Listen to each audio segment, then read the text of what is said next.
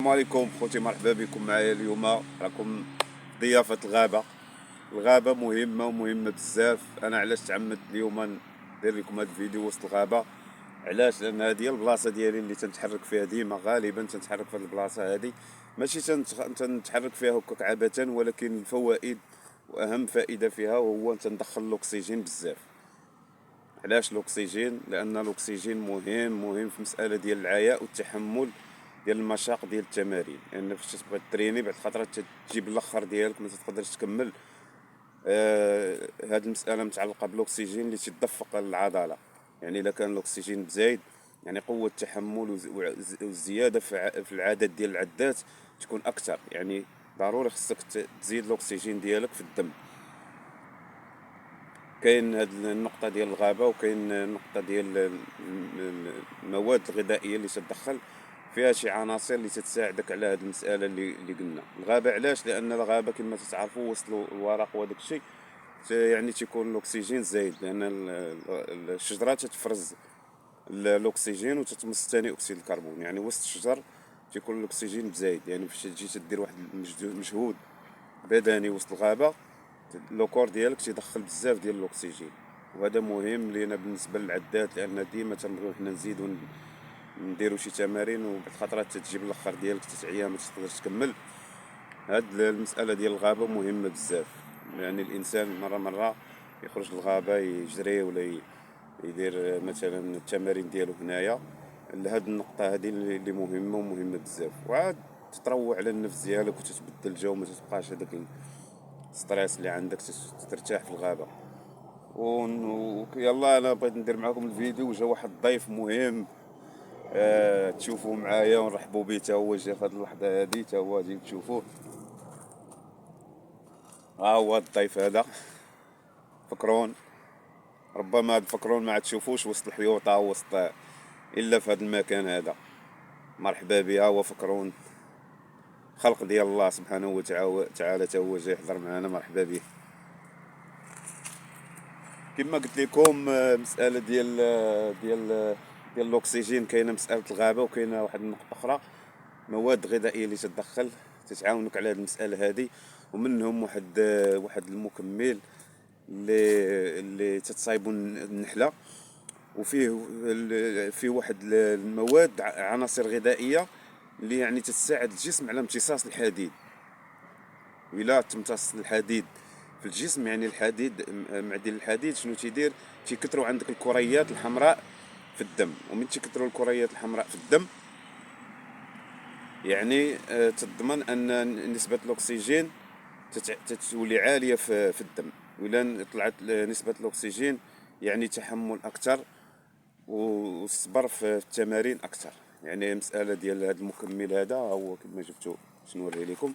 تصايبوا النحله هذا كما كاين اللي تعرفوا، كاين اللي ما تعرفوش. حبوب اللقاح.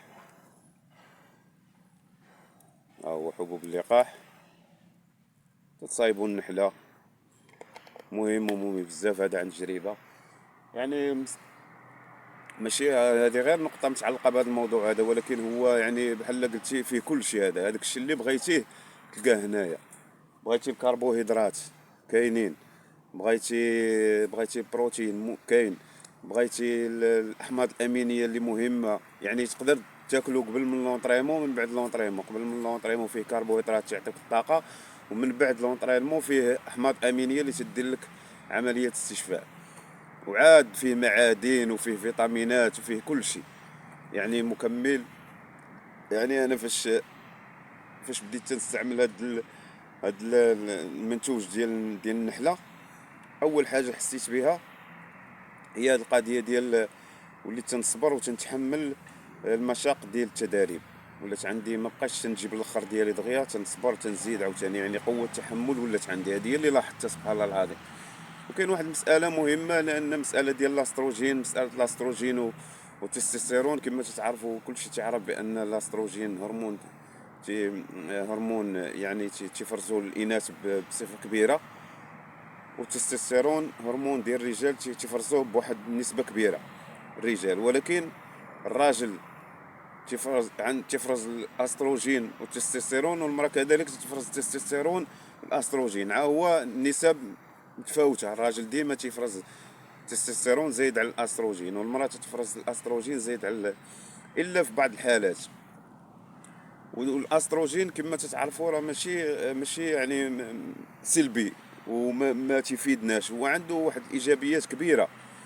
الاستروجين بالنسبه للراجل واخا هو هرمون انثوي، ولكن راه تيفرزو الراجل، وعنده واحد الايجابيات كبيره الا كان المعدل ديالو يعني في المينيموم، وفي المستوى ديال يكون معتدل، هنا تيكون ايجابي. ولكن الا طلع على الماكسيموم يعني هنا تيولي يعني سلبي، وفي اضرار كبيره كبيره على الجسم. منها تتولي تحس بالطاقه ديالك مشات، منها يعني تيولي عندك دهون في الخصر ديالك كثيره زايده، منها تتحس بالاعصاب ديالك تدمروا، يعني يقدروا يوصلوك حتى للاكتئاب. هذا الا كان الاستروجين زايد عندك بزاف، يعني بواحد النسبه كبيره. هو خصو يكون في الاعتدال، وكما قلت لكم يكون في المينيموم ديالو. الا كان يعني طالع بزاف، هنا تيكون عندك مشكل. يعني خصك يا اما تقلب على الادويه اللي طيحوا، ولا تقلب على مواد غذائيه. وهذا المكمل ديال النحله سبحان الله العظيم تيطيح لك الاستروجين، ما تيخليش يطلع لك بزاف. هو الاستروجين كما قلت لكم مهم في التمثيل الغذائي، وفي تيحافظ على الصحه ديال الاعصاب، وكذلك في التوازن ديال العضلات ديالك.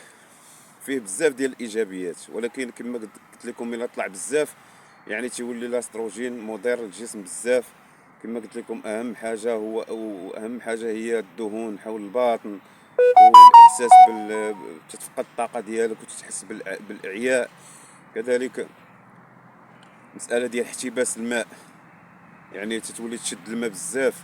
هذه المساله يعني خايبه بالنسبه للناس ديال كمال الاجسام اللي تيبغيو ينشفوا، ما خصهمش يحبسوا الماء بزاف. يعني الاستروجين الزايد راه مضر بزاف.